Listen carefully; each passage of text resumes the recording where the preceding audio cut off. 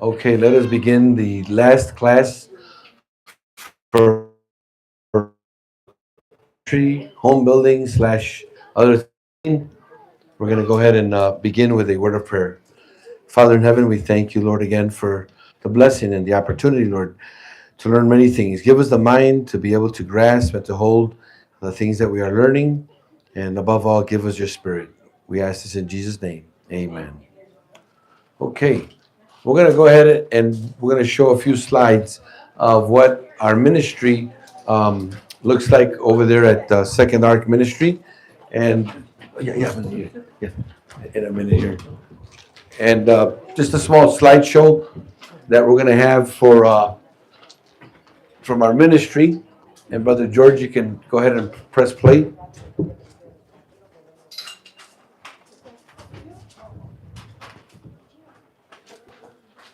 This is some of the campers that we had 3 camp meetings ago. There's a pony that the Amish bring over so that we can use. These are the cabins that some of the cabins that we have built over there. Brother Ernie there with Pastor Torres doing. There's the lady who makes the bread out of the sprout. We have beekeeping class. So Brother Joel, he's actually a professor in Mexico, and he comes and does the beekeeping class. This is the kitchen. There is his Jesus Christ, not Coca-Cola. There it is, home building class. We're building a woodshed there. I don't know if my wife has it. There's Brother Joel again. Oh, that's my wife, actually. There's Brother George giving the agricultural class. That's family time there, playing a little bit of volleyball. There's our pastor there joining us for the camp meeting. Everybody participating in the gardening class. This is my granddaughter to the left. These are the showers and the bathrooms that we have built. Over there, these are the women's. And I heard some amens there. This is the men's. This is the meeting. This is the meeting hall. This is the kitchen. This is the road leading into our property. There's a little fire pit that we have there that we sometimes receive the Sabbath or begin our week. This is the dining room we just built. We just put up this dining room, and so we're in the process of insulating it and closing it up. These are my daughters. They sang at the camp meeting. This is Gabriel and the Amish that bring us this horse, the pony. They bring us the pony there so kids can ride it. This is the class that my wife brings. Pastor Torres, our friend and speaker there. And so this coming year, Spanish camp meeting, June 7th to the 14th. If you know anybody that is interested in the Spanish camp meeting, please let them know. They're more than welcome to come.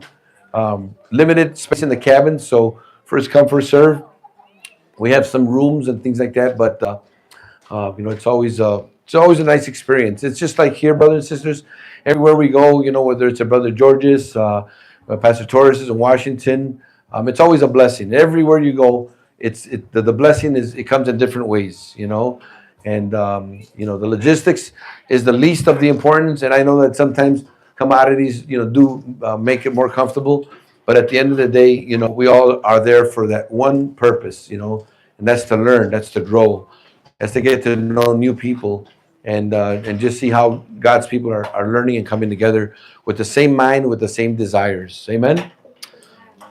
Okay. Thank you, Brother Ernie. Oh, that's not my computer. I'm going to use this one right here. Sorry about that. Sorry. Thank you, Brother Ernie. It is in Spanish. Although there is sometimes bilingual, like when Brother Ernie speaks, he speaks in English and we translate to Spanish. He said he knows Spanish. Well, he knows some Spanish. Tagalog, less Tagalog? Yeah, okay. But he knows some Spanish. Like he knows tacos. He knows how to say burritos, salsa, tortas, pan, frijoles. No, but so we translate for Brother Ernie. And then everything else usually is in Spanish. So anybody that is interested in coming, we do have the camp meeting. Just because there's a lot of English ones that we've participated in, and Brother George is actually bilingual as well. But I noticed that throughout the years, I know that there's always advertisements and for English ones. And so Spanish people started asking me, brother, do you know of one in Spanish? I really would like to learn these things, but it's so hard for me to understand. So, my wife and I, the Lord impressed us to begin to do camp meetings in Spanish. And again, Brother George says, hey, you need to get a name for the ministry. Well, I don't know. We got to pray on it. And then Brother George says, you need to get a Facebook account, and you need to, because I just give me a tool belt and I'm happy, But, thank the Lord that this is the way God's community works, and just helping each other, encouraging each other. And we love to go down to Brother George's and help out whenever we can, help him build. So that's what our ministry does too, just if somebody, like I said in earlier presentations, if you're planning to work, to build something, to do something, plan it accordingly. Plan a first stage.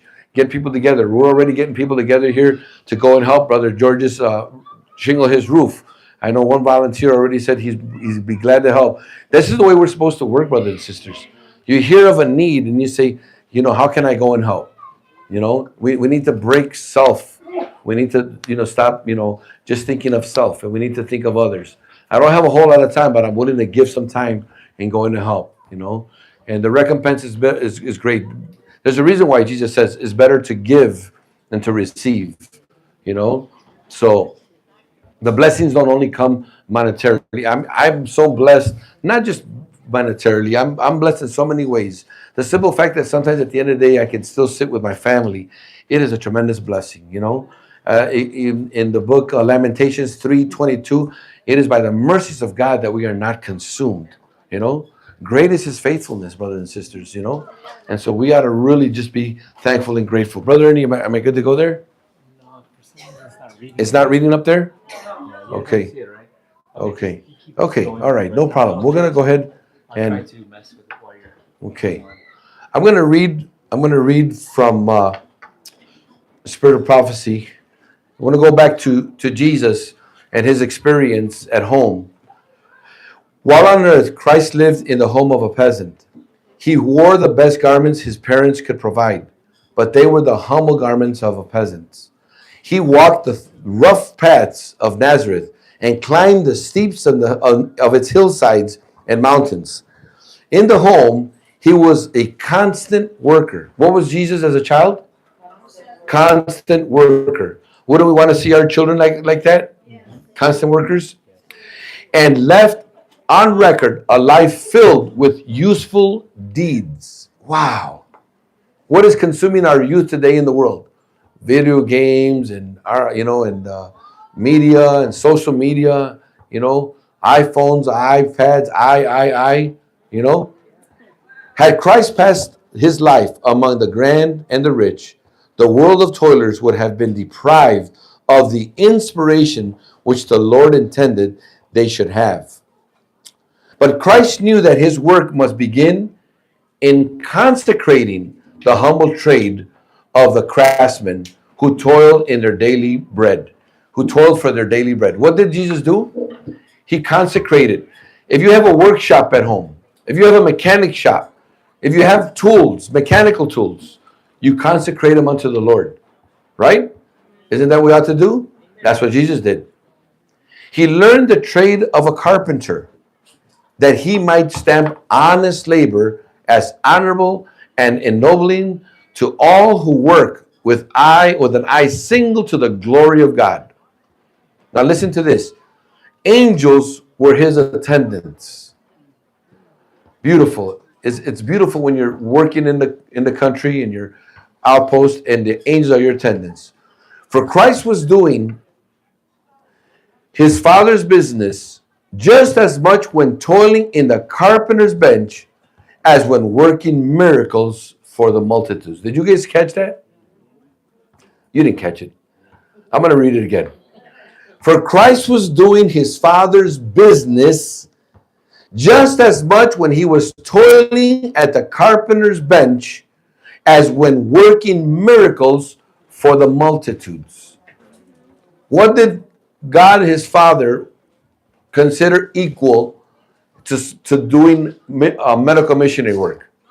Working at the carpenter bench at home. That means, this encouraged me a lot, brothers and sisters, when we started working at home and trying to establish what we were doing, because it let me know that not only were the angels accompanying us, but it was approved by God that doing work at home and preparing an outpost was just as equal as what Jesus did when he did his public ministry. He held his commission and authority from the highest power, the sovereign of heaven. Before we go over to continue our building class, I want to talk about two quick points that I want to bring up. Many times that we've talked to people and heard things. People worry about what will they do if they move to the country. What are they going to do for a living? And there's two things that one thing that all families should be, and that's a family ministry. What should we all be? We all should have a family ministry, because we all as a family should be ministering to somebody, whether it's Bible studies, whether it's whatever it is in whatever area. We all should have family ministry. But there's a difference between a family ministry and a family business. One of the things that I mentioned to you, that I live in an Amish community, and one of the things that the Amish do, they don't rely just on one resource for a job. In other words, when we think of work, we think, what's going to be my job to make money? Well, they have multiple things. My friend Eli, he raises horses and he sells colts. They also sell. They make hunting cabins. They also work in construction, and so they do multiple things to bring in income, not just one thing. Am I right, Brother Mo? So we sometimes have the thought of, if I don't have a job, what am I going to do? Well, by God's grace, he wants us to be head, not the tail. I encourage my own son. I'm already instilling in his mind that I want him to grow to be independent. When we have our own business, when we bring in our own income, we are much freer than when we're working for someone that we have to work for. And these days, what we have is modern slave drivers. You ever heard at church on Sabbath morning or on prayer night, pray for me, they don't want to give me the Sabbath? You ever heard that? Right off the bat, you should not even be working for a slave driver. You should have more faith in that and say, you know what? I'm not working for a slave driver. I'm going to get a job where I can have the Sabbath without having any issues. My God is greater than that. Isn't that what God did with Israel when he freed them from Egypt? Were they working on the Sabbath? Of course they were. Didn't God want to take them out and give them a Sabbath? So why should we be any different? And so many times I feel bad, because I feel that we don't understand that God wants us to be the head, not the tail. And he wanted us to be, I read you another quote, that God expects us to be industrious. He wants us to have businesses. I was telling Brother Moses that in my community, almost every family has a business. I mean, everything you possibly need in our community, you can go get it from the Amish. They sell metal. I know Lester from the metal. I know a Junior who does cabinets. I get my lumber half cost and from Home Depot, because I go to the sawmill. Over and over, just business after business after business. And they only have an eighth grade education, brothers and sisters. And you just see their 40 acre, 30 acre properties, big barns. I mean, you would think, wow, man, are they prosperous? Well, they've done one simple thing. They have been very, very hardworking, and they have been determined not to depend, right, on a simple paycheck from a job. And so we need to do the same thing, brothers and sisters. You know that when the Amish spend money, it circulates at least 10 times in their community before it goes out. But when we spend our money, guess what? The minute that we spend our money, where does it go? Straight to Babylon. Goes out the door, right? Well, not my case. I spend it with the Amish. I like to help the community. But brothers and sisters, we need to be that same way. We need to think that. Now, some people are afraid to start a business. You don't have to start a big business and start it right away, thinking that I'm going to have a big company. But you do need to do a couple of very short steps that I would recommend. One of those is, whatever you plan to do, take it and let the Lord be your partner. Let him be the president. Let him lead your business. And this way, your business, if it succeeds, is not because you're smart or because you're a good business person. It's because the Lord will prosper you. Do we not believe the word of God? Isn't that a prosperity gospel, brothers and sisters? Jesus spoke a lot about money. There's one thing that Jesus spoke a lot about was financial prosperity. The problem is that we love more prosperity than we love than the one that gives prosperity. The problem is that we love more, the things that this world can offer than what Jesus can offer. And so there's a couple of guidelines that, by God's grace, has helped me personally to be independent and self-employed for the past 28, almost 30 years. One of those things that I've learned, which I did not practice before, brothers and sisters, was integrity. We need to have integrity. To have integrity and to be honest when we start a business. Not to look to rip people off, not to look to take advantage of someone, not to sell them something that they don't need. Sometimes we want to have a business and we think we got to just push. That's not integrity, brothers and sisters. We need to be careful. We need to sell what is needed. For the past, I'm only giving you this as, when I speak of I speak as a testimony, not as an example. Jesus is the example. But when I go and I look at a job and somebody asks me, can you come and look at our concrete work?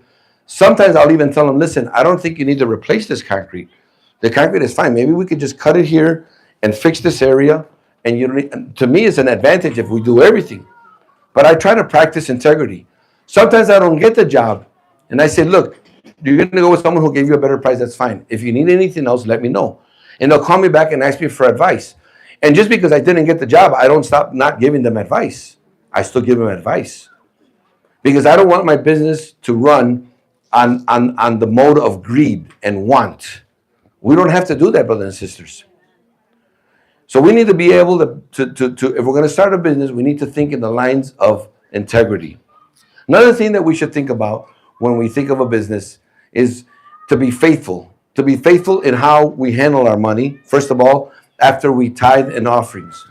We have to make sure that what we offer the Lord, what we bring unto the Lord, that's a wasp, right? Yeah. Be careful.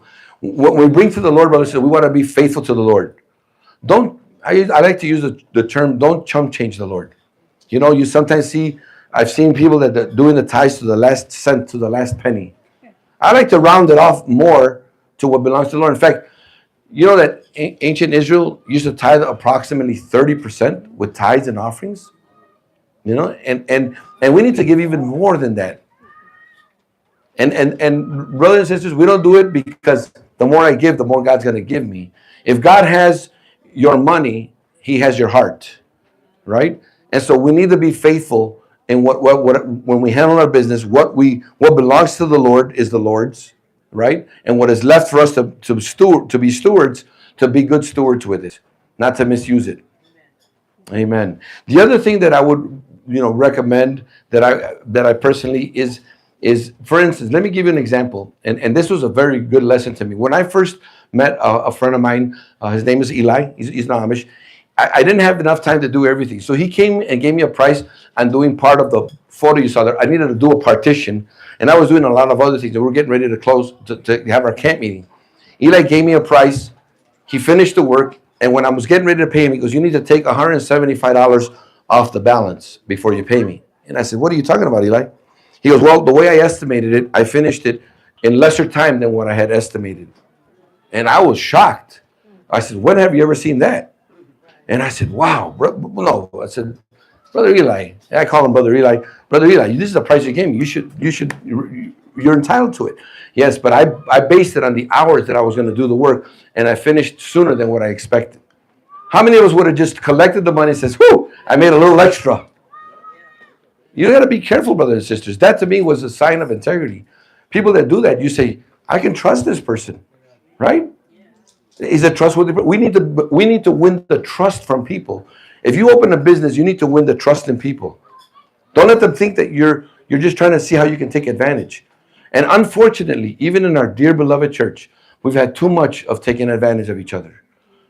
In the years that I have, and I say this very, very respectfully, in the years that I have had employees, I've hired over 100 people throughout the 28 years that I've had the business. And the ones that have unfortunately given me a little bit more of a difficult time, you know who they've been? My beloved brethren. My beloved brethren. They're the ones that have taken advantage of ours. They have mistreated equipment.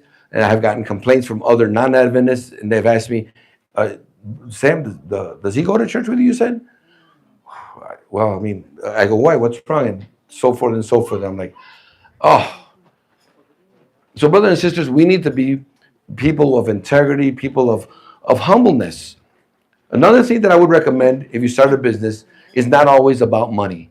Sometimes you need to take time aside to help someone with what you're being blessed with. The Lord's going to test us with these little things. He who is faithful in the little things, well, how will he be faithful in the greater things? Will he be faithful in the greater things?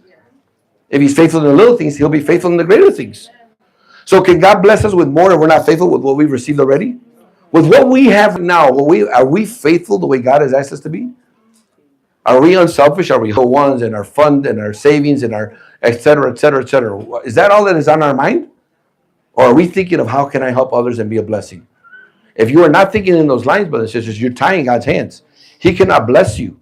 He cannot. He goes against his own nature. Because like Brother George says, everything that God has created is meant to what? To bless others. Except the human race. We're the only ones that want to take and to consume. So if you think of planning or starting a home business, brothers and sisters, think on these things and implement them in the way you structure your business. And you will see that by God's grace, you will prosper. Because God wants us to prosper. He wants us to have business. He wants us to have a mechanical shop in the country. And don't worry, God will bring those clients that you need. God will help. If God is the best market, the best marketer, is that how you would put it? The best person that will sell your goods in your business. He's the best one. You know, sometimes there's jobs that I bid, and I said, man, that would have been a very good job. It was not too difficult. It was a good paying job, and I didn't get the job. And I now say, Lord, only you know why we didn't get this job. Later, this is recent, I find out that job went through so many problems that they got rid of almost everybody that was working on that job. The union came, they picketed, and everybody had to leave the job, and it was a mess. And someone who was working there told me, he goes, hey, I'm glad you didn't get that job. Man, that turned out to be a nightmare. And I said, the first thing I thought about was, Lord, you are in control of these things.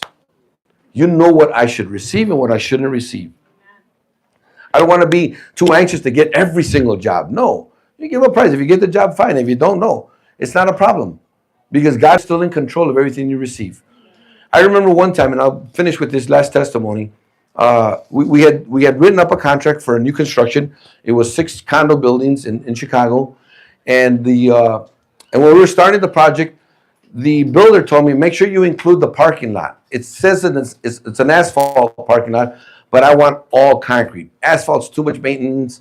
I want to just do all concrete. I said, okay, I'll include it. So I went and I did all my numbers. I included it in the price. I sent him the contract. He signed it. But at the end of the at the end of the project, he asked me, Sam, I thought I had mentioned for you to quote me the concrete in the back. I don't know, was that included in the price? Because I don't see it on the contract. Can you double check and let me know? And now I went to my desk, I looked at my file, I looked at my notes, and I looked on that, I had included the parking lot. He says, now by the way, he had told me, if it isn't, then just do it and charge me whatever it is. Now it was the parking lot was probably about $15,000. It was a good sized parking lot. And I said, man, and I was waiting on some payments on other jobs. And no, I'm not gonna lie to you, the devil says, you don't have to tell them that it was on your notes. You could tell them you never included it and you could charge them for it. That's $15,000. But I knew I was already, by the grace of God, my heart belonged to Christ. And I said, called him up. I said, Victor, the parking lot was included. I just never worded it in there. He goes, Sam, thank you so much. And the way he thanked me was a affirmation that he could trust me. He says, you know what I did, Sam? I included in the loan, I put an extra $4,000 under concrete just in case I needed some miscellaneous thing. I just put it there as a precaution. I want you to go and pick it up. He gave me a $4,000 bonus without having to steal. Right? So that's the Lord's doing, brothers and sisters. Work with integrity and honesty, and the Lord will bless you. The Lord will bless you in many different ways. And so, throughout the years, I've learned that, working with my employees, I'm not a slave master. I'm not telling people you need to work and we need to finish the job. When somebody tells me I'm taking some time off, I'm going to go for 3 weeks or 2 weeks, I said, go right ahead. And then I'll even ask them, do you need any? Sometimes I'll give them a bonus. Do you need an advanced bonus? Sometimes they've asked me to borrow them some money, and I'll gladly borrow it to them. And I have no problems because I am not a slave driver, and I don't want to be. My brother-in-law has been with me for 28 years. That has to say something. For 28 years. And 3 of his brothers have been with 27 and 26 years. So they've been around for a long time. So that says something about a relationship, doesn't it? And by God's grace, that's the way I think that the Lord has blessed, by being faithful to the principles in Bible about how to run a business. I'm not an expert. I'm not a smart businessman. When we left Chicago to go to the country, it was a little over 3 hours. I was going to dissolve the business. And I told the guys, I said, listen, I'm going to probably have to sell the business because I'm moving. I'm moving to the country. And one of the guys told me, listen, we've been working for you for 15, 16 years. We don't want you to sell the company and we're going to work for somebody else. Why don't you move and we'll give it a try? And I said, okay, we'll give it a try. And so I live in Wisconsin. The business is still in Chicago, up to wherever the Lord says. And so only by God's grace can this happen. That I can live 3 hours away and go only maybe once or twice a month to visit, the bigger, more important jobs and manage everything else from home. That's God's doing, brothers and sisters. And that's opened the door for us to be here and to do ministry and to help others. One individual told me, you know what you can do, Sam? You got a business over there in Chicago. You could open up a business in Wisconsin and make double the money. I said, no, I have a commitment with my Lord. The Lord provides income and he will provide what we need. Out here, we are devoted to ministry and to our family, right? We did a church plant. We're very busy with the church plant. We're very busy with the ministry, and we're busy with our children. I said, we don't need to start another business. Now, I'm encouraging my son to start a business. I'm encouraging him to be independent. I do want that for him. But I don't need to do that for my sake. I don't want it for selfish reasons. One other thing that we're possibly thinking now of doing is, I think they can hear me, Brother Ernie. Yeah, my wife says I got a big mouth. One of the things that we're thinking of doing, and these are just thoughts that I've had recently, brothers and sisters. That's all right, Brother Ernie. Is starting a business where we can go and help people who are trying to move to the country, who want to build something, and perhaps they have a budget where we can go as a team and work, and rather than paying the world, pay Adventists to come and help you build your home. I mean, I would rather pay an honest Adventist to come and work for me, wouldn't you? Yes. And help each other in that ways. In the meantime, training young people to be carpenters, training them to how to build, training them how to work, teaching them integrity and teaching them, the right way to do things. And so these are just thoughts that I'm sharing with you because the Lord puts this on our mind and he wants us to move forward with these things, One last thing that we are considering in Wisconsin is starting a carpenter school. We've been talking about this, but I was waiting because our children were small and we didn't want that to tax our time too much and consume too much of our time. And then we stopped devoting the time necessary to our children. But we want to start a school where we can do maybe 2 months or 3 months of training and take a person from A to Z, and they can at least know how to begin to build and to work and to be industrious in their own area. So these are things that we're praying for, that the Lord leads us and guides us as to what we should do. But our desire is to take what God has given us and help and bless others as well. Amen. So I just want to encourage you, think of starting your own business. Everybody here has talent, different types of talent. The young lady who's living with us, she does a lot of artwork. There's a couple that's living with us, and Danny, we're helping him and he's helping us. But we have him employed there with us full time. But his wife has a lot of manual art. She's very artful. She does a lot of nice art, and she's starting already. What is it? Craft, exactly, craft. And she's already doing sales, and she's already doing it. And that's how things begin, And so we encourage them to do that and to consecrate to the Lord and to begin by doing these things. That's another thing, right? And Brother George had mentioned that too, that you can, do sprouting and you can do microgreens and you can sell these, and people are looking to buy these at the farmer markets. Thank you, brother. Farmers markets, they're always looking for people to come and sell their produce and sell their goods. There's many different ways, brothers and sisters, that you can begin a business at home and not necessarily have to depend on a 9-to-5 job, And so I just want to encourage you, brothers and sisters, let's think in that direction. I know that that's what the Lord wants. I know that that's what the Lord wants because, again, he wants us to be head, not tail, right? We're going to go ahead and work in our project. Brother Ernie, did he leave again? I know he's busy. Brother Ernie, I'm sorry. I'm sorry, Brother Ernie. We got you back and forth. Can you put that image up on the screen again one more time for the benches that we're going to make? Just so that just to get the impression on the mind again of everybody. Oh, I beg your pardon? No. Oh. So what we're going to do, we're going to go out there. Everything has already been finished, pre-cut. So we're going to now start to assemble. We're going to put some, we're going to use 3.5-inch screws on the ends. Okay. Now with wood, when the wood is, when you're putting a screw towards the end of a board, a board, you have the tendency of splitting it. So sometimes it's ideal to do a pilot hole. You drill a hole first, and then you drive the screw to then fasten it. Yes? How do you know when to use screws and when to use nails? I beg your pardon? How do you know when to use screws and when to use nails? Okay, so very good, very good. So in this case, I would rather use screws. Screws are going to hold stronger than your nails will. The screws are going to hold much stronger. And in this case, because we're going to use a combination of both, we're going to use screws and nails. So we're going to assemble the frame with screws, but then we're going to nail all the 1x boards, the shelving. We're actually going to nail those, and I have a nail gun for that. And once we get out there, I'll show you the type of nails because it's going to be constantly getting wet. We have a galvanized nail, and the screws that we are going to use, they're designed to resist the environment. It's not an interior screw, it's an exterior screw.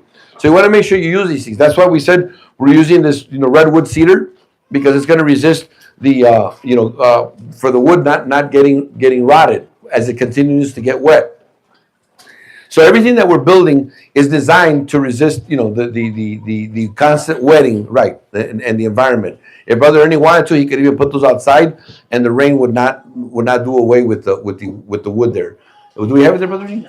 Okay. So you see the image there? Okay, we can see the image, and we see how it's fastened. The only difference that I'm gonna do different on this one, Brother Ernie, the 2x4s that are laying flat here, I'm gonna lay them. We're gonna do them on edge. Does everybody know what I'm talking about? Versus laying flat like they are here, that's a 2x4. We're gonna put it on edge because it's gonna, with time, this will tend to sag. And putting it on edge, it'll have more strength and integrity so that when you leave things on there, with time, they don't have the tendency of sagging. So we're gonna put these on edge. Everything else, we're gonna follow the same pattern. We're gonna follow the 2x4. The only other thing that we're gonna do is, if you can see here, this 2x, we're going to hold it flush to the top, okay? Because we're going to want that first board maybe to go all the way to the edge, okay? And then take that all the way across. So other than that, then we're going to put the bottom 2x, and we're going to do the same thing with the bottom 2x. We're going to put that on edge rather than laying it flat, just to give it more strength, okay? So that's going to be on the bottom shelf as well as on the top shelf. We decided that we were going to go. How many inches were going to be our legs?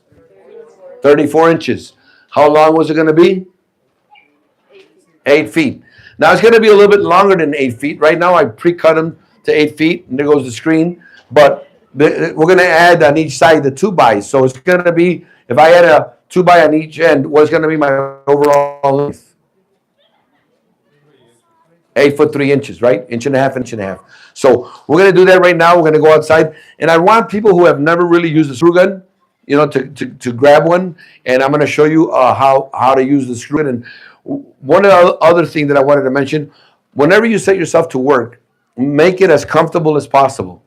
For two reasons. One, for safety. right? Number one is for safety. You set it up as comfortable as possible so that you can work safely. The second reason is you're going to work more precise and more accurate. It's going to be a neater job if you have the right conditions. If the conditions are not well, where you're not working comfortably, it could turn out to be a sloppy project. So you want to make sure that you're comfortable, and then you want to make sure that you're safe. Okay, so why don't we go ahead and head out there? Should I leave the mic on? Yes. Okay.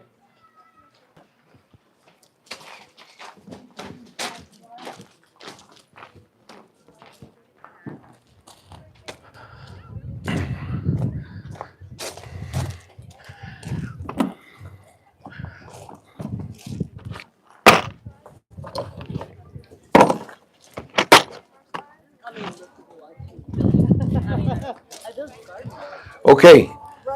Yes. You're gonna try it. Absolutely. Never done it. Okay. You're gonna try to drive a screw. All right. So one of the things when we're working with wood projects, we want to do what we should do for each other. We want the beauty side, the nicer side to always be shown. We want to hide the imperfections. You see this board here? Okay. So if we have a board with imperfections, we don't want that facing out, do we? Where do we want the imperfections? Inside. Isn't that what we should do for each other? Hide other people's imperfections and point out the good in them? Well, that's what Jesus does with us too. So that's what we should do too, is when we're working with wood, always look. I always try to, right now that we have these two boys out there working with us, I'm teaching them to inspect their wood. You inspect your wood, you look at it, the straightness, if it has, now wood has several defects sometimes. It could have a bow, it could have a crown, or it could have a cup, or it could have a twist. Those are usually the four things that you're looking for a board. You don't want to purchase boards. You ever see people doing this when they go to the lumberyard? Yeah, they're looking for the imperfections. So you want to avoid wood that has bows, crowns, cups, and twists, right? Those are four things that you want to avoid. So now we have here our first board right here, and we're going to find one that's going to go right next to this one here. And here we have one, and I already pre-cut these all to 8 feet. Usually, if you buy an 8-foot piece of lumber, it's usually 8 foot and a quarter, 8 foot and an eighth. So I already measured each one of these, and I pre-cut them already so that they're all exactly at 8 feet long. Otherwise, you're going to have problems when you're putting your boards together. One's long and one's shorter. Okay, so we're going to go ahead and put this one. I'm actually going to leave this one here for the bottom shelf because it's got these defects, and it'll be less seen down below. So I'm going to grab me 2 of these boards here. Okay, and I'm going to look for the nicer sides to be faced on the outside. So this one here looks nice.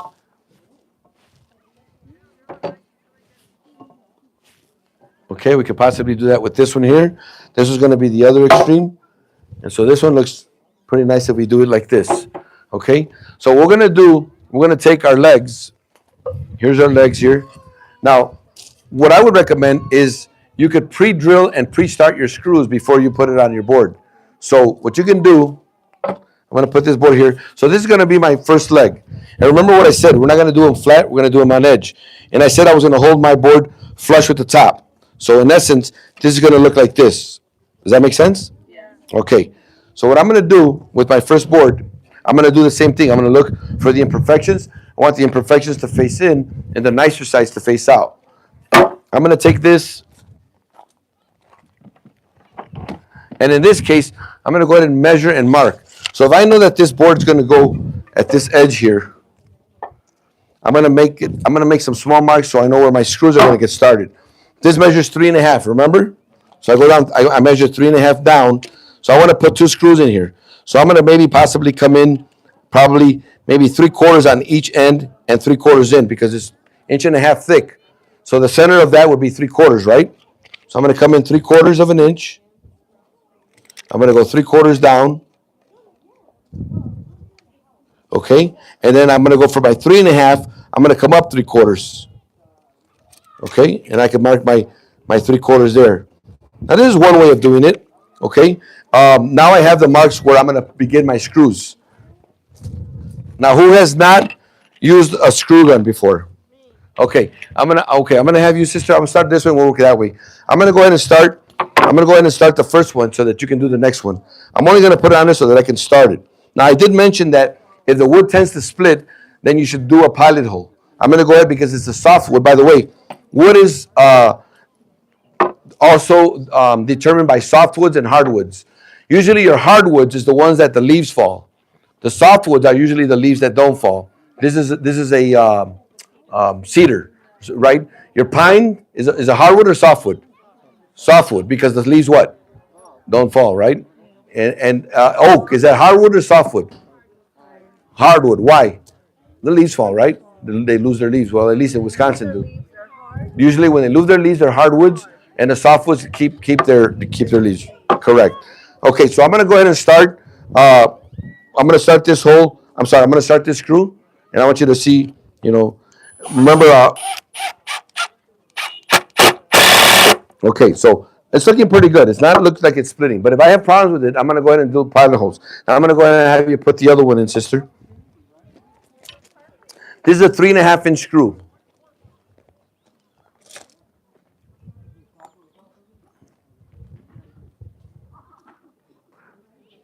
Do it straight. Yes, if you want to get more leverage, once you put it on there, put both hands on the screw gun, and then you get more leverage. See how my hands are? One's up here before you pull the trigger. And when you pull the trigger, don't pull it all the way. Just little jerks on the trigger. Just small little jerks. Like that. Okay, and then you're going in. A little pressure. It's going. Just a little bit more. Just do it by taps.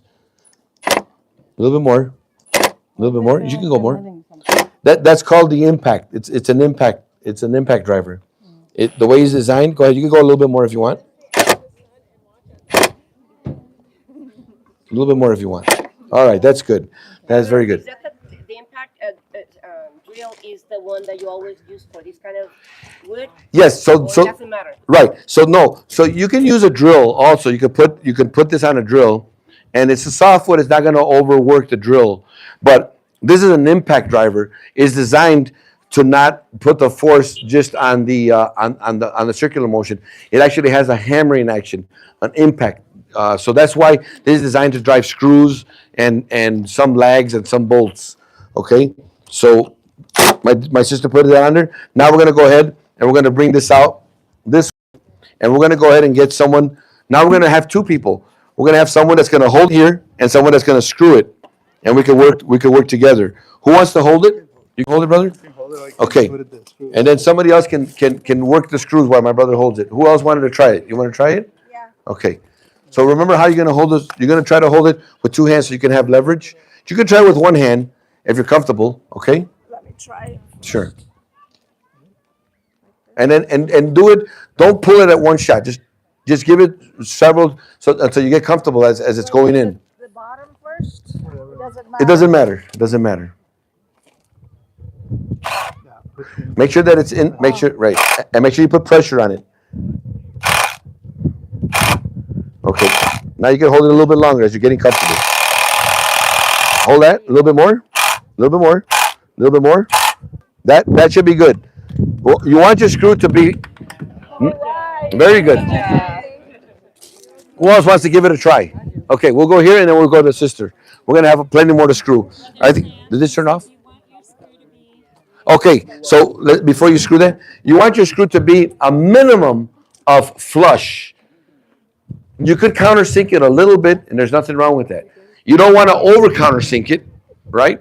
Because then you could risk either splitting the wood and then creating again an eyesore. So you want to just get it to at least as minimum as flush, but then you could also countersink it just a little bit. Okay? Okay.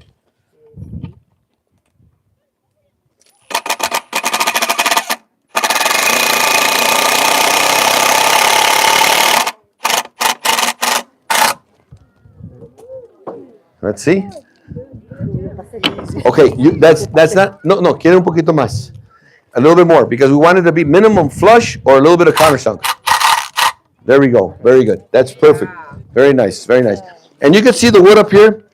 You could get close here. You can see how the wood is having a tendency to split. Can anybody come and want to see this? Oh, You see? I was afraid of this. Yes. How can you avoid that? Drilling a hole. We could drill a hole. Can you make a pilot hole, a pre-hole? Yes, first? it's called a pilot hole. Okay. Right. Now, I don't think it's gonna split. I think we're fine because It's crap. right, it's what it does. It splits. It splits the wood. It has a tendency of splitting the wood. All right. Who's gonna do the other end now? How do you determine the pilot hole? If the wood starts to split. No, but the type of, what you use. Okay, so you want to use. Okay, my sister has a very good question. How do you determine what size the pilot hole? The screw has what's called. This is called the shank. Okay, you want the shank to be nothing greater than this. So the shank diameter of this screw. This is your shank, and these are your threads. So you want the pilot hole to be the diameter of this shank. Okay, you go a little bit smaller. It doesn't hurt it any. Okay, but you don't want it to be greater because if you go bigger, it's gonna create a loose screw on the wood. You want it nice and snug. Okay. All right. So who wants to? So if this board here, who wants to inspect the wood here? Somebody who hasn't done. Okay. So let's take a look at that, sister. It's not the length of the nail, it's the length of the shank and. The diameter of the shank. So. But the length that you go in is the length of the shank? Oh, okay. The depth. This is going to be through the whole board. Through the whole board. Okay. You'll drill a hole all the way through because what you're trying to prevent is it is from splitting. Yes. I'm sorry. Thank you. I'm thinking Okay. this only has one, whatever that is, and this has two. Okay. So again, it may have some defects, but you make the call and you decide which side looks the best. Do I still have to make sure it's not? You could. It's a good habit to look and get in the habit of inspecting your wood. This side is best. Okay. Then you can go with that side. And then how is it going to go on here? It's gonna go like so. Like that. Look at the other end. It'll be same as the other. Oh, It'll be same as the other end. So you want that to be flush. So where are your marks going to go? 1.5. Okay. They're going to go right here, right? Mm-hmm. Okay. So you can lay it up here if you want. Lay the board up there. Don't forget the side that it belongs. And then you're going to take your pencil and your tape measure. Okay. And we want to go. 1.5, right? Well, remember, it's 3/4 down from the top and 3/4 in from the edge.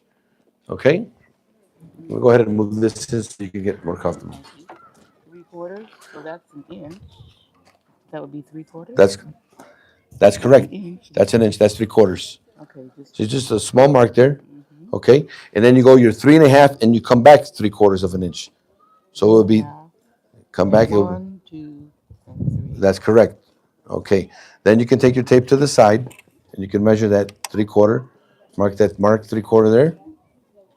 On this side And that's it. Right where you have this first mark. again. Mm-hmm. I'm confused. And then you do the same thing over there. Okay. Right. Right? Yeah. Okay. All right, because we want to do 3/4, right? Okay. All right. So who's going to be the next one to start these screws? Okay. I'm gonna try. You want to try the screw? Okay. Try this one. Go ahead. Here's the screw gun. In like so. Yes. Okay. Now let me give you the tip again. When you get your screw, you put your screw on here. Once you put it where it's going to go, bring your hand up here so you have better leverage. See where my hand is at? See, I got a hand on the face of it. Okay. Okay, and I'll let you do the other one. Okay, I just went ahead and started that one, but I want you to see what I did. See how I grabbed it there? Okay, I'll let you go ahead and do that. Finish this or put this in. No, that's far enough for that one. Okay. It's just easier to start them now than it is when they're hanging at the edge. And the leverage. Right. Oops. Make sure it's perpendicular to your wood. There you go. And then put some pressure down on it and go ahead and. Uh-oh. You got to put more pressure down on it. Oh, that's good right there. Because you don't want to go through it and get it to come out, right? Yeah. That's A good. little crooked. Does that It's matter? that don't matter much. Okay. That's why we came in 3/4 Okay. from each end to allow ourselves a little bit of forgiveness in any direction. Okay, who's gonna screw this end over here? Who's gonna give us a hand on this? Okay. And who's gonna hold it for her? Can somebody hold it for her? Okay, all right. You're gonna hold it for her. We want the top to be flush and the side to be flush. Okay? So I started for the top. You can do the top if you like. Wait a minute. And just in small triggers. Small triggers. Okay.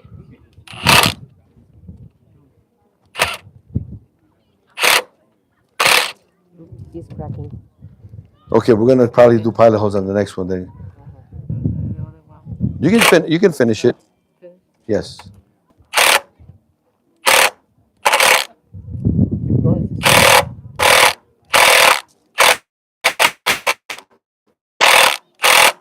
You want little more. Yeah, you want it countersunk or a little bit more. Put pressure on it though. Oh, okay. See how that split? Yep. Okay, we're gonna definitely have to do pilot holes, okay?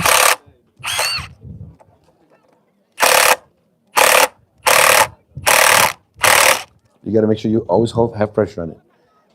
Put it first in the hole. A little bit more. That's good. Oh, that's good. Perfect. So you see what happened here? That's telling us that we're gonna have to drill a pilot hole because the wood split there. Now since it opened, there's a little edge right here. Right, right. So now for the next one, we're gonna probably see how this split here. Well, we can do one of two things. We can take this out and flip it down because you won't see the holes, right? But it'll happen again. We're gonna pre-drill it this Okay, time. good. Okay. Yeah. So why don't we back out? We're gonna back it out, and I'm gonna grab the drill, and we're gonna pre-drill that. ¿Me saca drill, brother? Si se quiere. Ah, okay. Mire, brother, si quiere, pise aquí. Aquí le voy a dar.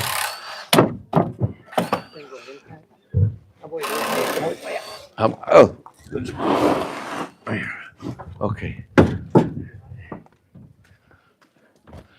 Y aquí dentro tengo una caja de drill bits. Yes, thank you, brother. Some drill bits. Yes. What is that size? Gonna be 316? No, probably more like an eighth. Yeah.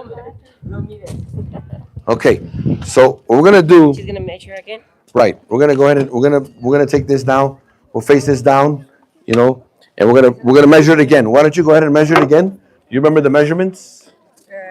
3/4. Right. We're gonna look for the center. So remember, this is a 2x4. So we want to come up 3/4, we want to come down 3/4, and we're gonna find the center. Okay, so you can lay that out there. Okay. Very good. So here's what we're gonna do.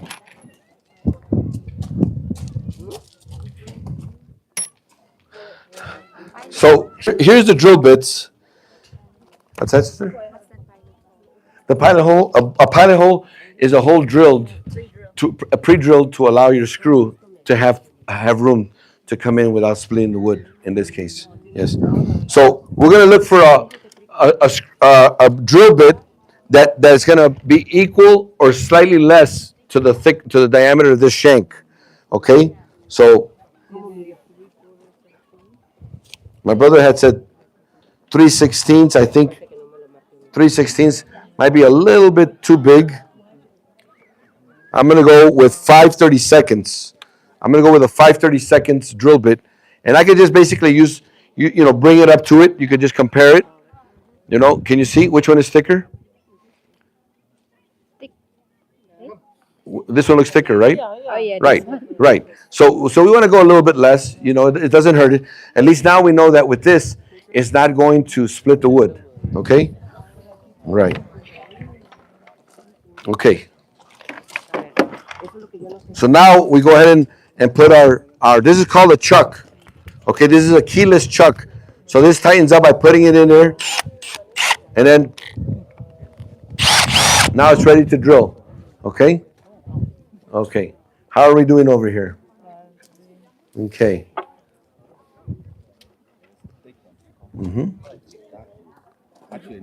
Es mucho. Es 2 3/4. Ajá. So la marca va a ser 3/4 down. Okay. Okay. 3/4 over here. 3/4 over there. So is it That's 1 inch. So this here then? right there. Right there. And then 3/4 down.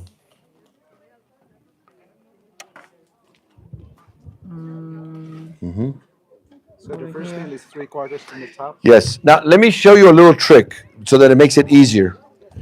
You can do that dimension without having to use. Sometimes when you're trying to figure it out with this piece in the way, sometimes what I'll do is I'll take it all the way to either 3 or 4. See, so I can find my 3/4. See how now I can see my 1 inch mark. See over here, it's hard to see. So I'll go ahead and take any inch, right, and then I'll go my 3/4 mark here. Okay, so now I have that mark there, and then for down here, 3.5 minus 3/4 is 2 3/4, right? Right. So I'll do 2 3/4, and then go ahead and mark that over like the method that I showed you by using any inch and then measure in 3/4.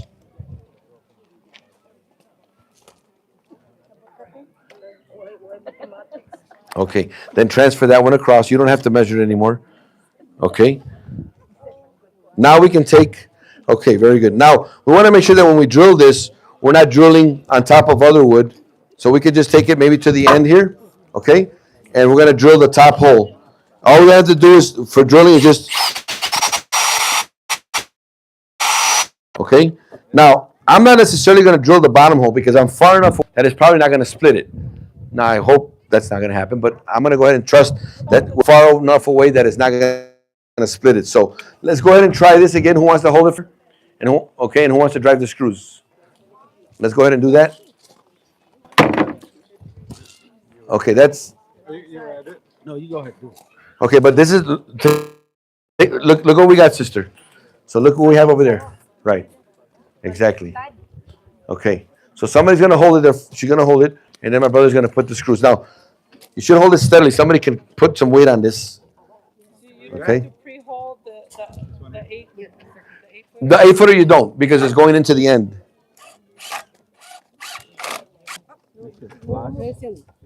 A little bit more pressure.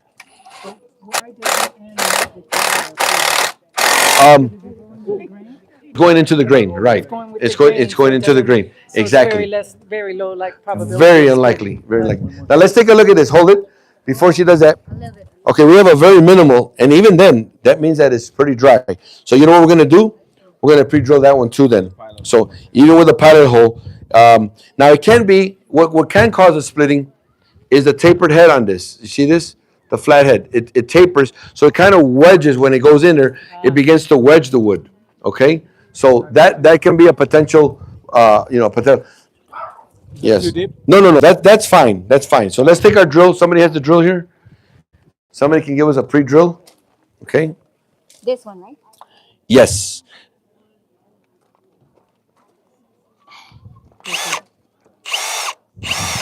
That's good enough. Okay. Now somebody else can drive this screw. Who wants to try it? Who hasn't tried screwing? You want to try it? Oh, okay. Then you get yeah. Okay. Oh. Yeah, just do it in small triggers. So you want to put both hands on this? Yes. Put pressure. No. Never hold it all the way. Just go little by little. Yeah, and put pressure on it. A little bit more. Just a little bit more. A little bit more. Okay, that's good enough. All right, so we have one side right now. Okay. Now what we can do is, okay. We're gonna try to create a table.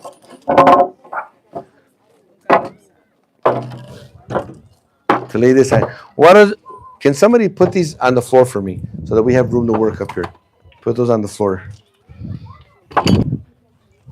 That one as well, please. Okay, and then we're gonna just slide these over. Just that's good enough there. Oh, that was too much. Okay, just like that. Just to give us room to rest them on there, like that. Okay. Now we want to do the same thing. We're gonna now for our table. We're gonna measure. We're gonna make the height of this. Since this is, you can let it go, sister. It won't go nowhere. Yes. So for the table, we have here about 12 inches. So we're gonna go ahead and measure. We're gonna measure 12 inches. Okay. We're gonna measure a foot. A foot is gonna be but I'm only gonna make my mark on the inside. Okay. I only need my mark on the inside. So I'm gonna come in here and I'm gonna make a mark in here, a 1 foot mark. Okay. That's gonna be the top of my 2x. I'm gonna do the same thing over here. I need my mark on the inside because I'm gonna need to know where that next 2x is gonna stop at. So I'm gonna come here. I'm gonna put a 1 foot mark here. Okay. That's gonna be for our second shelf. We might as well get that board in there. Now here, I'm certain that we're not gonna split the wood because we're so far in from the ends. Okay, so let's get another piece of board. Okay, you get another piece of board.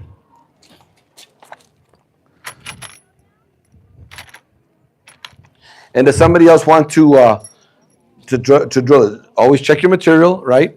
This is gonna be our outside. Which one looks nicer? Okay, very good. We'll put that to the inside. Okay, so what's going to require now is going to be now to put our board more or less where it goes. Okay, and so we have the mark here, but that's going to be the top mark. So we want to go right. We want to go down. So you can almost lay it. You know, if we brought another 2x here, we could almost lay it flat. Can you give me another 2x here? Lay it right underneath there. Okay, go a little bit in. There we go. And you can right, exactly. Now you can actually work with that. Do you want somebody to screw that on that side where you hold it? Who? Anybody else want to try? Okay. Here's what I'm going to do. I'm going to get it started for you because it is a little tricky. And look at what my brother is doing. That's a good technique. If you don't want to use your hands, you can put a block underneath there and it'll line it up, keep it flush. Okay. Now that he has his wood there, you don't necessarily need to mark it like I did up there. I can pretty much go. I can see his wood there. I can look across.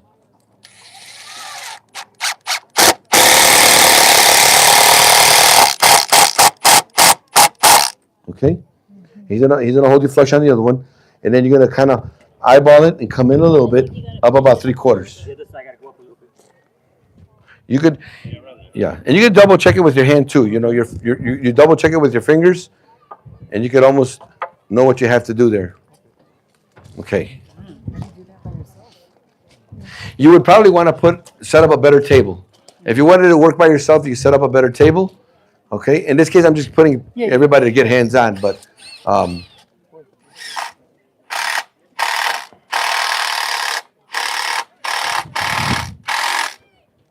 Very good. All right, who can get the other end? Okay. All right. My brother's going to line you up there. Okay. So you can use this table as to keep it flush, you see? Okay. Yeah. So there's your mark. You want to put it to your mark. Okay. And you want to come in about 3/4 and you want to go from the bottom up about 3/4. Let me see. That's not bad. That would be right about there.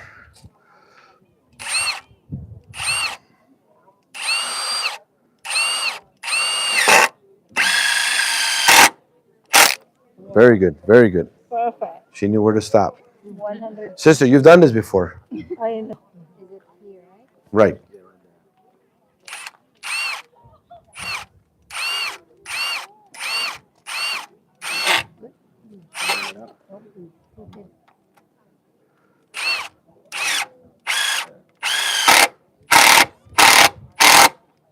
Very good. All right. So now we have, somebody want to grab one end? Grab one end. And we're going to stand it up on this, or on that side. That's fine. You can stand it up. And that's the one edge, one side of our bench. Okay? All right. Now we want to make one for the other side, right? All right. So everybody knows what we have to do. Who wants to jump in and help me build the other side? All right. Thank you, brother. Okay. We need the other side so somebody can start nailing. Okay, grab your legs, right? And we're going to pre-drill these. So you want to make sure we lay these out so that we lay out find the good side. Which is your good side? Which side do we want out? Okay. There's a defect there. Yeah, this one here, but there's a defect here too, right? Well, there's a knot, but the knot versus this chunk here, yeah, I would probably face this down and in where it's less noticeable and have this outside corner be what's visible, right? Okay. Always looking to see what's beautiful. So if we're doing that, right, that means that we're going to put the holes, right, or the layout on this side because we want this to be our outside corner, right? So go ahead and do that. We'll lay that out.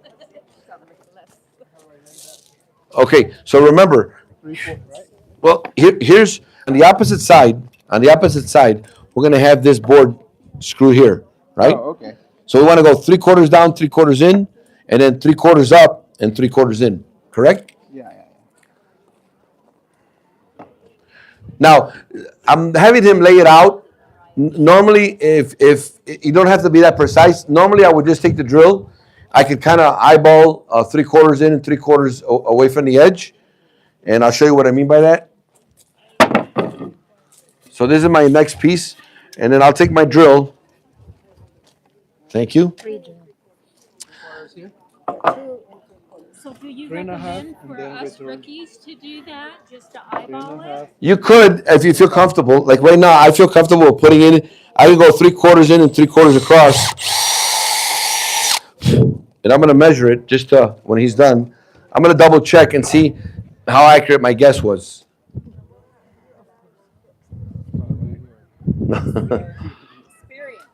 Well, again, it doesn't have to be exactly, but 3/4 is getting us more or less where we want to be. Okay, let me double check this here too. Okay, so let's go here. I'm gonna put it there. And that's very much close to the 3/4 mark. And I go this way. That's right there. It's within that 3/4 range. Okay, so I would usually do that if I'm working alone. I won't necessarily mark it, but I will take a piece of a stock before I do my other hole, just so that I know how deep I'm going. See here? So I'll take my drill as a sample, right? Now I know, without marking it, that I got my holes right. Exactly. So, okay, brother. Okay, let me give you this. You can usually run that just past it there, so you don't right where you're at. At the edge. Yes, sir. Make sure you're under very. Okay, that's good. That's good.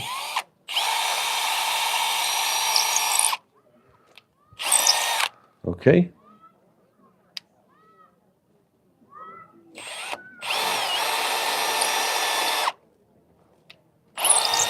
All right. So now my brother's ready, right? He's ready to now. Let's find now which is going to be the edge that we said we're going to use for this one now. Which is the nice edge.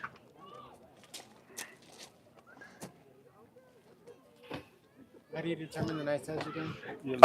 You put a visual on it. You look and see if it's got any defects. You want to hide the defects, right?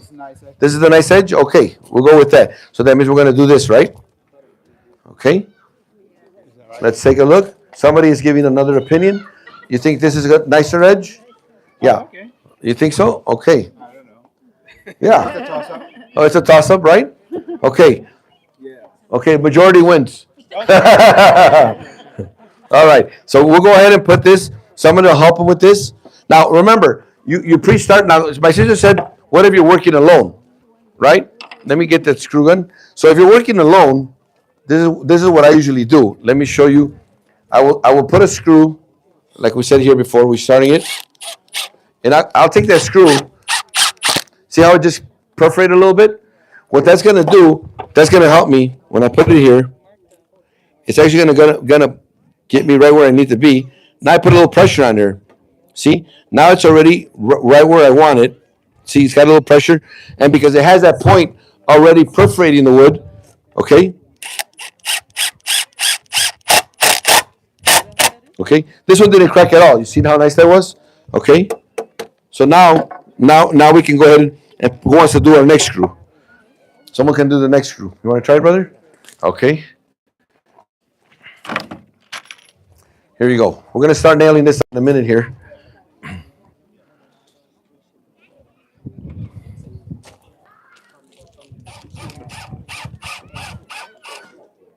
It's already flush. Yes. All right. Now let's take a look here. Okay. He sunk in a little bit farther. It's nothing too bad, So it is countersunk. You want to be consistent as possible. All right. Are you ready on this end? Okay. Let's go ahead and put the. Okay. Does anybody else want to try it? Now, do you want to pre-start your bit? Sure. Makes it a little easier, right? Right there.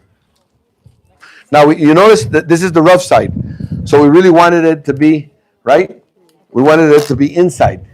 Now it's already drilled. So what we can do is we can use this on on the other one when we do it, so that we don't have to risk putting the defected side out. Remember, we want to hide defects, right? That's what we do for each other, right? We want to hide our defects and bring out the beauty in us, right? So let's try it again, sister. Okay, lay it out, and drill it. Where's the?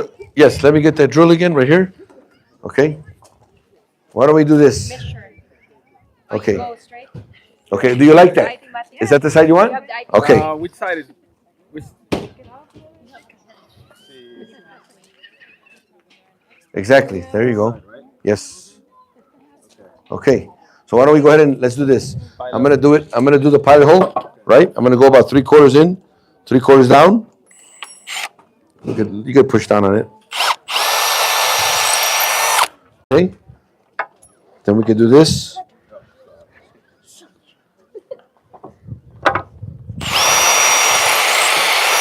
Okay, you're ready to go. Yes. Oh, you could have started. Yeah, you could do it that way too. I was gonna say you could start your screws prior to getting. Okay.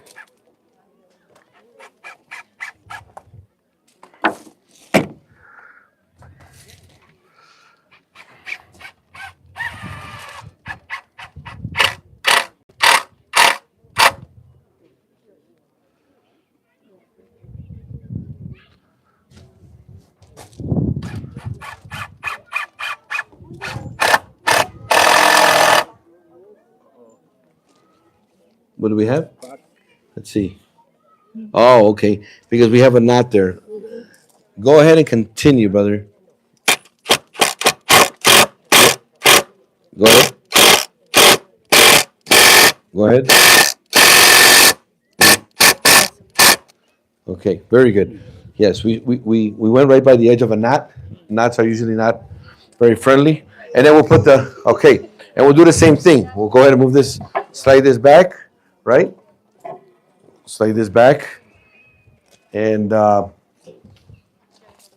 so we got multiple hands. Why don't we just lay this on the right? There you go. Which side looks good? Oh, let's get our 12-inch mark, right? Yeah. So we're gonna do a 12-inch mark on this side.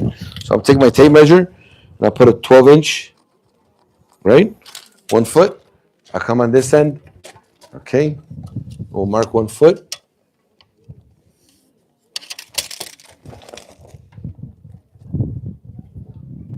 Okay. Your mark is right here. Right there. Okay. All right. Who wants to put these in?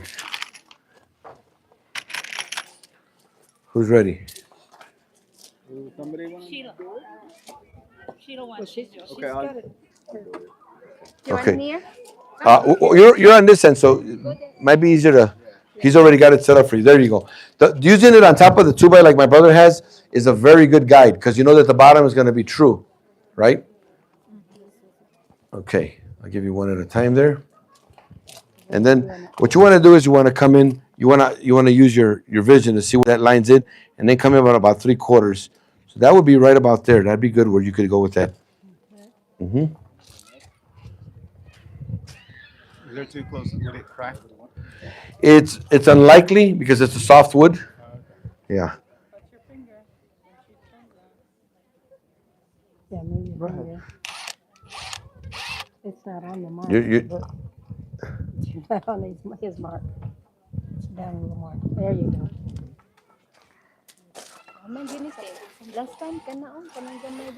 Here, brother. I'll give you these so that you can be giving it to them.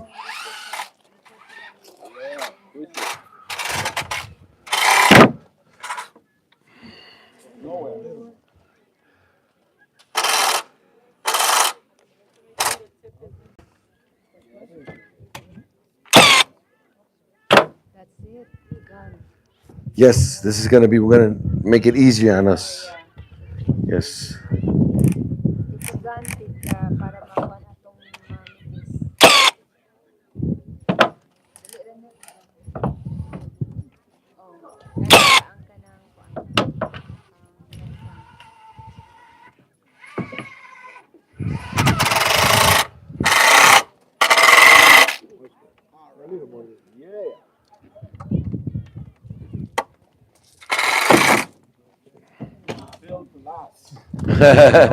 All right, let's get on this end.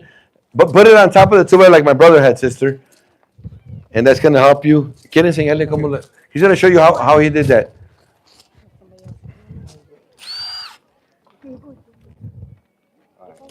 Now, this time, brother, you want to come further down away from that knot.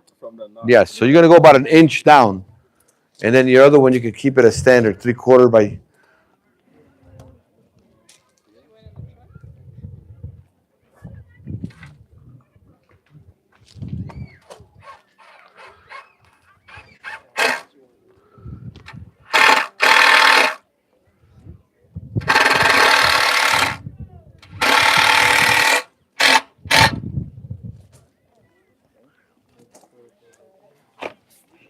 Let's go over on this side over here. Ooh, I want to use a nail gun. Yes. Want me to bring my dual?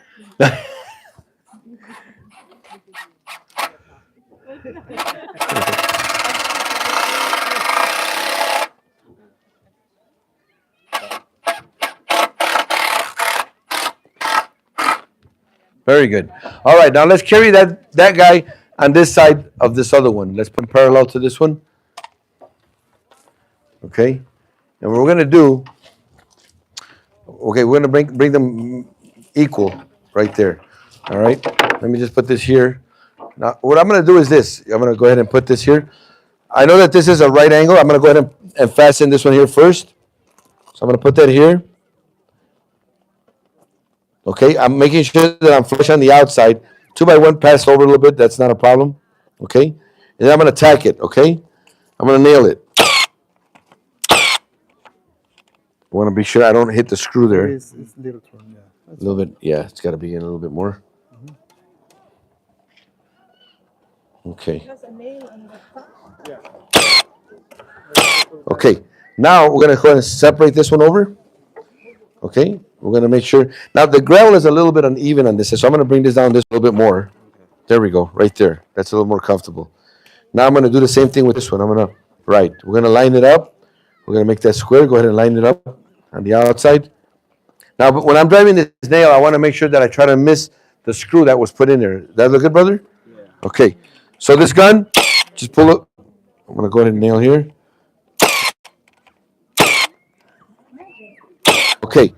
The gun is basically easy. Now, let me explain. I'm gonna go ahead.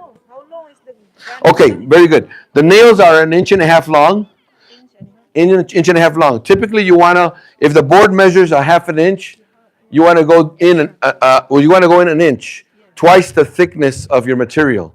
So if it's a 3/4 inch piece of plywood, you wanna go in how much? 1.5 inch, right? So you wanna use 2-inch screws or 2-inch nails. The second thing is, these are galvanized nails, okay? So I make sure that when I purchase these were galvanized. So these are gonna resist, the wetting, and then you're not gonna start to see little rust marks on the wood, okay? At least not immediately. The third thing is that this is a trim nailer, okay? And this is a 18 gauge. I believe it's a 15 gauge. 16 gauge. There you go. It says right there. Excuse me. It's a 16 gauge. The gaugeness is the thickness of the wire nail, okay? 18 gauge will be greater. In a minute, we're going to do that exactly, sister. So I'm going to go first on the other end, and I'm going to lock that other corner. And then we're going to spread these out, okay? So somebody want to nail this one on this end? Yes. So the way to do this, sister? Huh? Oh, yes. Okay. You have glasses on, right? Okay. First, yes, touch first. The way to do it is this. You don't pull the trigger until you're ready to. So I put it where I want it, and I make sure that I'm in the center. I make sure that my nail is not going like this at an angle. It's going to come out. I want to be perpendicular to the board. So you want to make sure you're not doing this. You're not doing this. You want to make sure that the nail is perpendicular to the board. And before you pull the trigger, you want to make sure you're 100% ready. And then you pull the trigger once. It's set. Anyways, I have it set so that you cannot go ta ta ta ta ta ta ta. Okay, I can do it so it's multiple shots, but I have it on single shot. So even if she held it, it would only shoot one. If I put it on this mode, it will shoot multiple nails. But we don't need that. Okay, go ahead, sister. You know what? She should use safety goggles. Let me.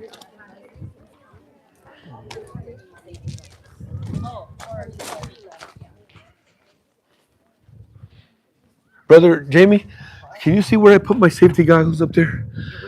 Safety goggles. They're in a plastic container. I thought. Thank you, brother. Thank you. Gracias, brother. Oh, there we go. Can you give this to my sister that's over there helping? Thank you, brother Jamie. It is. It's a protection already. I use eyeglasses. Yeah.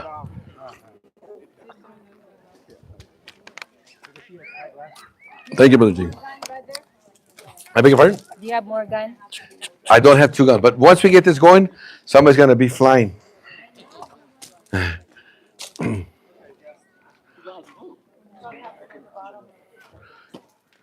Now you're almost in the right direction. Now we got too many boards. We got too many boards. Yes, we're gonna go in the bottom, but I'm gonna show you what we're gonna do here because we don't want them that close. We want to be able to have water go down the middle for gaps. Right. We want to do gaps. So we're gonna take two of these boards. It's gonna be our gauge. Okay. Right. Okay. We're gonna do 1 inch gaps. So be careful, sister. You don't. So we're gonna do 1 inch gaps. So, but right now, you know more or less where 1 inch is at. Spread them all out and eyeball it for now, because we want to make sure that we don't have to rip down. Give me the other boards. You don't want them to land on your feet. Right. So galvanized means they're protected from water. Galvanized means that right, they're protected from water. Yeah. What it is basically a regular steel, and they galvanize it. Actually, they take it and they treat it so that it resists the water environment. Okay. Are we completely locked up in the whole corner? What do you call that, John? That's yes, it's a battery operated nail gun, a trim nailer. Yes. So you want a gap of, We're gonna do a gap. In this case, I purchased the material and I calculated for about an inch gap. Okay, so we want to do about an inch gap, and I want to first. Here's what you would do in a project like this. You don't want to start putting the board in here and nailing a board here, nailing. The reason you can do that, but as you get closer to the end, it might end up with, oh man, I'm 3 inches wide. What do I do? Do I rip down a little piece? So you want to first what I would personally do is first spread them all out. So let me give you another board or two. You got it there, sister? Okay. You can use this.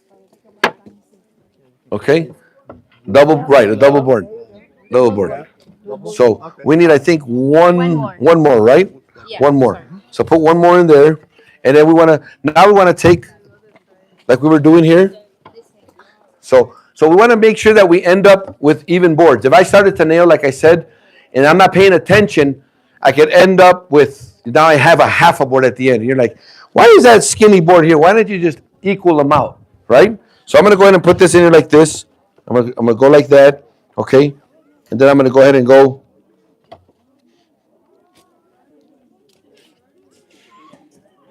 And so forth. You can work together on that without moving this one. Okay. Then put a hand on that one. What's that? Oh. Just double check them. Go straight up, right? Put pressure on the back one. You don't want to move it once you set it. And let's see what we're going to be looking like when we get to the end.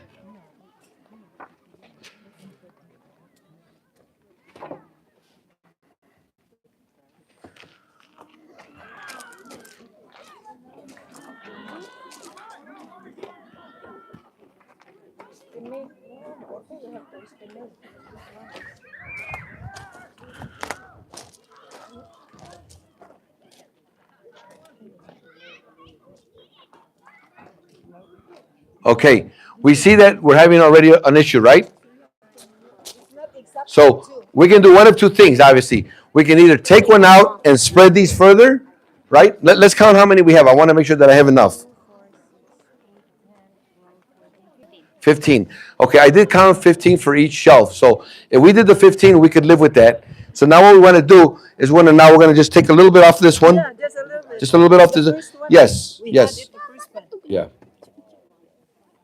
We Okay. got it the first one. So we're going to let you put the eye on it, and then we're going to let somebody else put the eye on it before we nail it.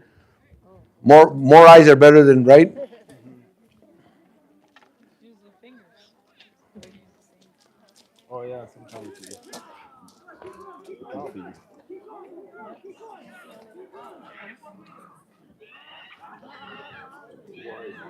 too wide. Too wide? Okay, does somebody else want to put an eye on that and tell me if it looks good? Somebody else give us a visual. Too wide. These are too wide, and then they got too narrow. Yeah. Okay, so we could just kind of just play with that so that it looks good, right? Okay.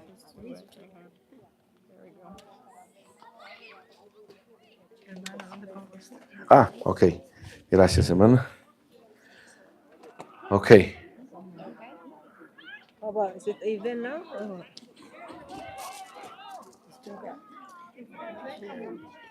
Hmm? We're good. You use your thing for reference. Go ahead and use your side.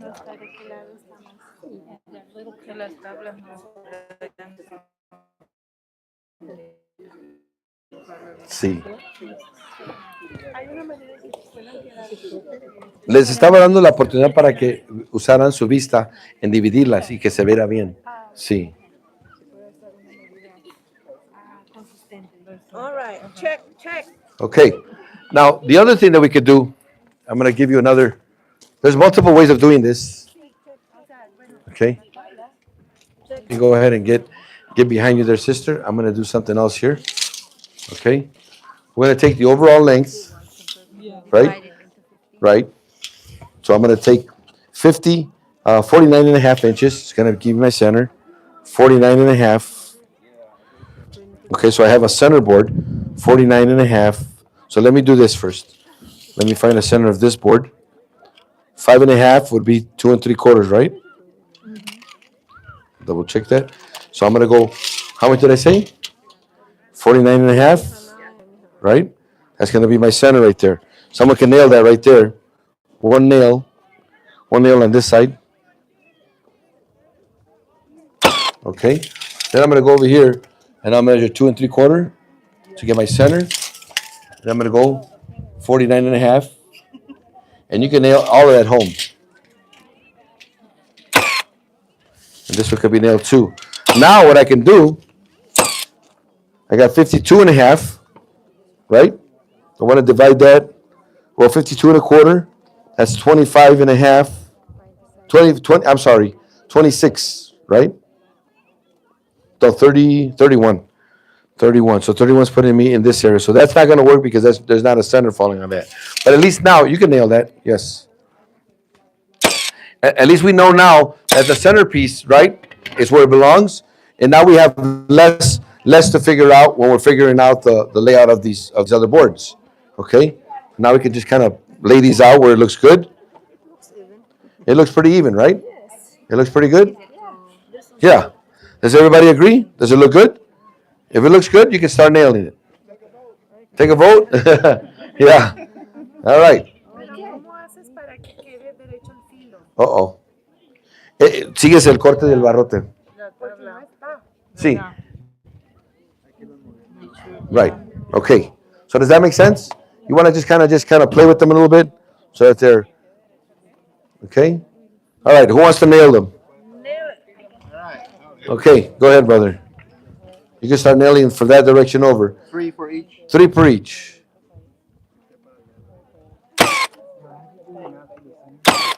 I just took the length, divided it by 2, and then I divided my board center, and that's what I was looking for. So it was 99 inches, so I took 49 and a half inches, but I also had a mark on my center of my board. Oh, okay. So This would be the center? Right. Okay. Yes. Yes.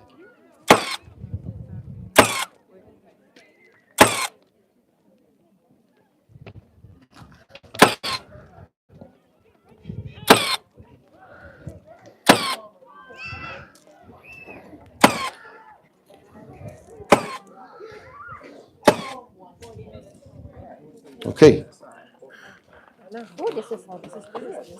Make sure that the nail is